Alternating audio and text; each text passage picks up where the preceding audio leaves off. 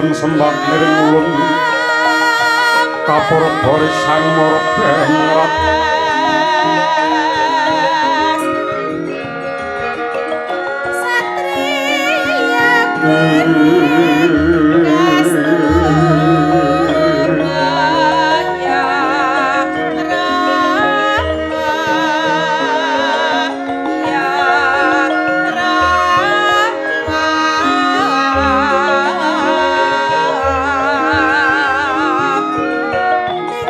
sahanane kang bian kanang sing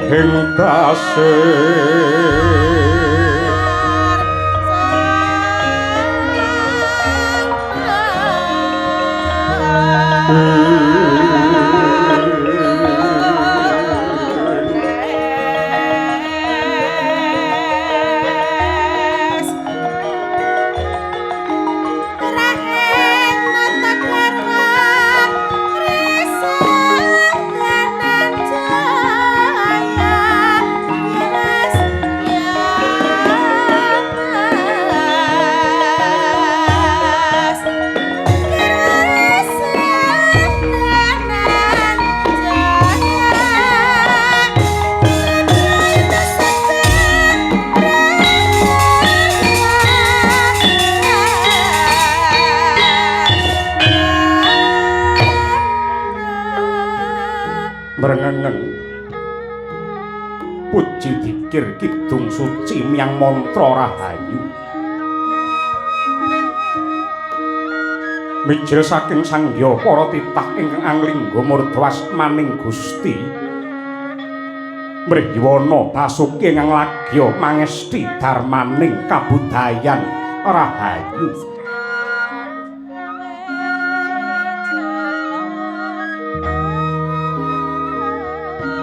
kacarita ing jaman Ramayana ingkang rinipta dening Sang Walmiki sanggit rungsit lakuning urip ingkang tetela werit useta lamunta ingkang sura sudira jayaning rat yekti bakal lebur dening pangastuti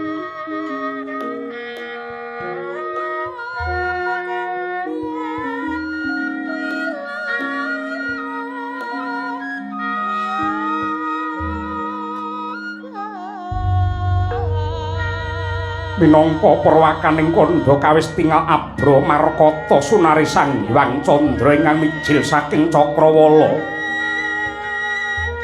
sakala biar pajar glaring bawana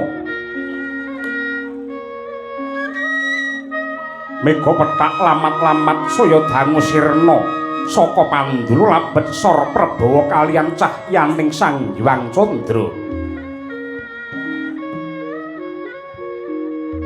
duping ngancik gagat rahina sisih wetan kawis tingal winatesan Gunung Mahindra kiblat kidul samudra Hindi ngongak mangilen wana Minangsraya dene mangaler segara Wedi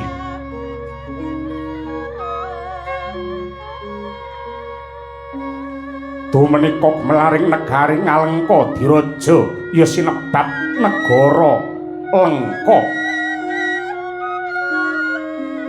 nagari ageng nanging datan agung negara misuwur nanging ora luhur sanadyan sugih nanging kawulane padha ringkih ora tentrem parandene malah saya tintrim nadyanto padhang nang sejatine kebak panandang goreh rongeh salang tunjang solaing para kawula luntur panembahe ilang rasa kamunungsane ingkang kababar mung kamurkan lan kanistan para pejabat padha mabuk hormat rina wengi mung ngumbar maksiat ora gagas para kawulane mlarat kersakat ingkang baku uripe nikmat pranatan mung dadi alat bondo negara nekat disikat bareng arep diadili sambat jari awake ora sehat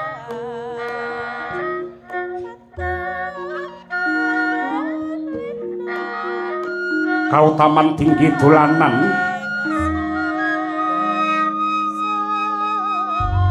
kalungguhan dinggo guyonan dadi pimpinan seneng mangan dhuwit sogokan laku selingkuh wis dadi pekareman ngombe ciu dadi pakulinan tengah wengi padha gloyoran mlebu kafe tanpa sungkan mangku kurel dinggi langganan bareng duit entek adol tanda tangan.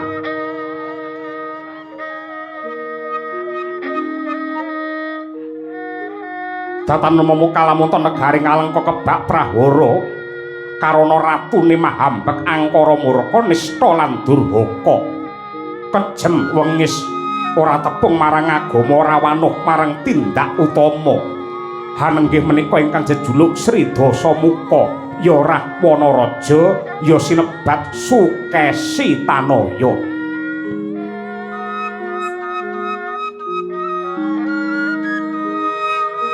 Narendra Surasakti Mandra guna pilih tanding jroning yudha aja kang lamake menungsa Jawata wae iring marang kaprawirane Sang Nata. Hamung kuciwane wiwit kuncung nganti gelung datan marsudi ngreh tata krami tamruh ing tindak suci hambek adigang adigung adiguna ngumbar kanistan tanpa pitungan ndeder dosa ngora mendha parandene malah saya ngombro-ombro.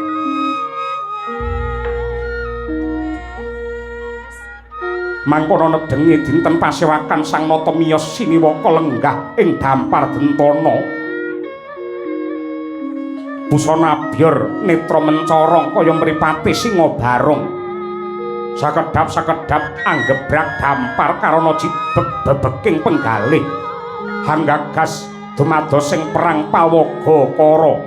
Campuhe wadya wanara andhane Sri Rama Wijaya. Lawan buta ngalengka ingkang yekti nuwuhake pangorbanan nyawa ingkang mayuta-yuta.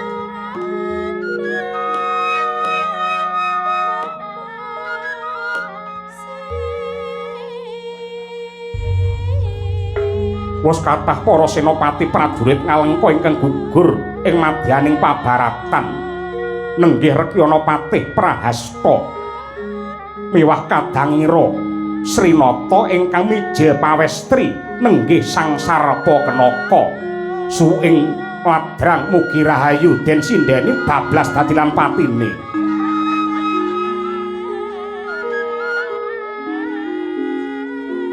Nalika ing mangke Sang Rahwana Raja sigra utusan pring ingkang putra bikukung pura nenggih Raden Indrajit ya Megananda kenen mungu ingkang lagi tapa nendra ing Gunung Gohkarna nenggih Sang Kumbakarna. Duwe kawis tingal ingkang putra wis mangarsa mangkono sigra kawijil kang pangandika. Anakku Nggerindrajit kepriye kabul kawusanane? Jeneng sira ndak utus mungu nendrane pamanmu Kumbakarna. Aduh Dewaji, jimat sesembahan kula langkung rumiyin kula ngaturaken sembah pangabekti kunjuk sandhap padha paduka. Yo, ndak tampa piye kabare? Kalilan matur Dewaji awit saking berkah pangestu paduka kula kelampan mungu nendranipun paman Kumbakarna nanging wanter dawuhipun menawi ngantos paduka Kanjeng Rama boten kersa ndhahar atur pemutipun paman Kumbakarna panjenenganipun badhe sare malih paladala. Yo, aku bakal manut karo pamanmu Kumbakarna. Banjur dina iki pamanmu Kumbakarna ana ngendi? Samangke sampun romanti wonten madyaning alun-alun angrantu dawuh timbalan paduka Dewaji. Yen ngono gage pamanmu Kumbakarna enggal aturana munggah ning Stinggil, Drajit.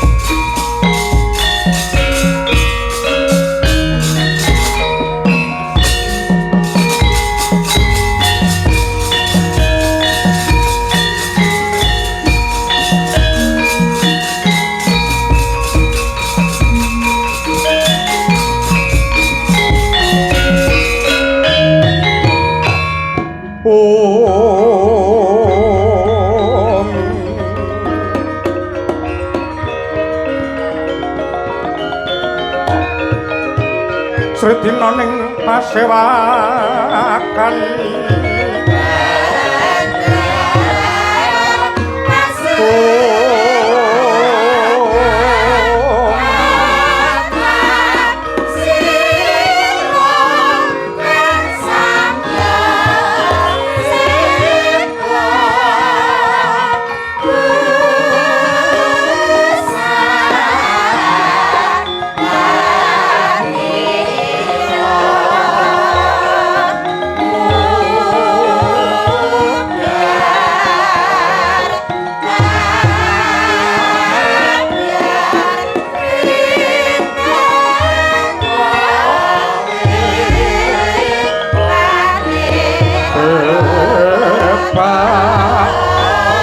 Gusti Pangudiyana